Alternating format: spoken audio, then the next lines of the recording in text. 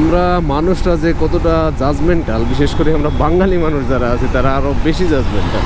কিছুদিন আগে আমি একটা ভিডিও বানাইছিলাম যেখানে আমি বলছিলাম ঢাকা শহরের মতো জায়গাতে যে বাইক চালাতে পারবে সে পৃথিবীর যে কোনো দেশে বাইক চালাতে পারবে।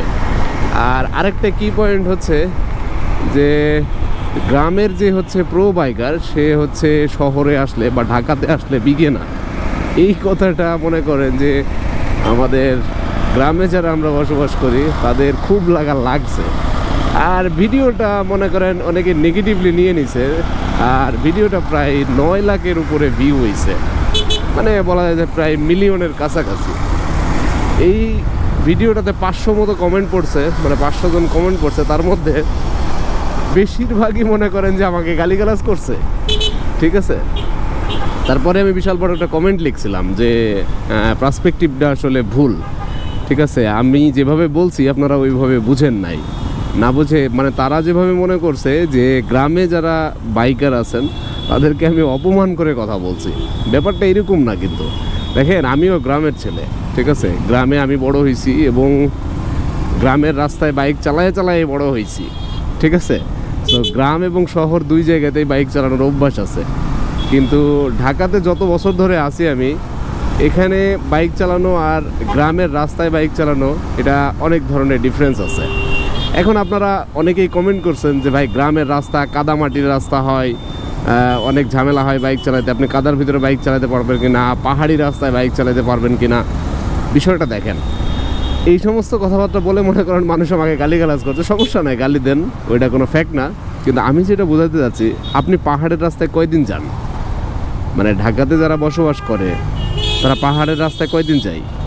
তারপরে হচ্ছে গ্রামের যে প্রত্যন্ত অঞ্চলের যেমন রাস্তাগুলো আছে এই রাস্তায় কয়দিন যায়, তাই না? সো কাদার ভিতরে বাইক তো কেউ চালাবে না সাধারণত। আপনি কি কাদার ভিতরে 80-90 স্পিডে বাইক চালাবেন? এটা কোনো সুস্থ মানুষ কি করবে? আবার ধরুন যে পাহাড়ি রাস্তায় অনেক রিস্কি যে সমস্ত রোড আছে ওইগুলোতে কি আপনি 80-90 স্পিডে গাড়ি চালাবেন না তো। এইগুলো তো কমন সেন্স ভাই, এগুলো তো বুঝতে হবে। এখন যদি মনে করেন যে হচ্ছে অপমানজনক কথাবার্তা বলছি, ব্যাপারটা কিন্তু এরকম না। আমি কখনো এরকম পার্সপেক্টিভ থেকে কথা বলি না। আমি যে জিনিসটা বুঝাইতে চাইছি সেটা হচ্ছে ঢাকা, এই যে দেখেন সামনে যে রোডটা, মানে কি পরিমাণ জ্যাম দেখছেন। আর এই যে সূর্যের আলোর দিকে তাকান, মানে গরমটা কীরকম। এমনি ঢাকাতে মানুষের যে একটা হিট আছে, অতিরিক্ত মানুষ বসবাস করে, এর বাইরে হচ্ছে অনেক গাড়ির ইঞ্জিনের একটা হিট আছে। দেখেন যে পরিমাণ গাড়ি, আর এখন অফিস টাইম, এখন পুরোটাই জ্যাম।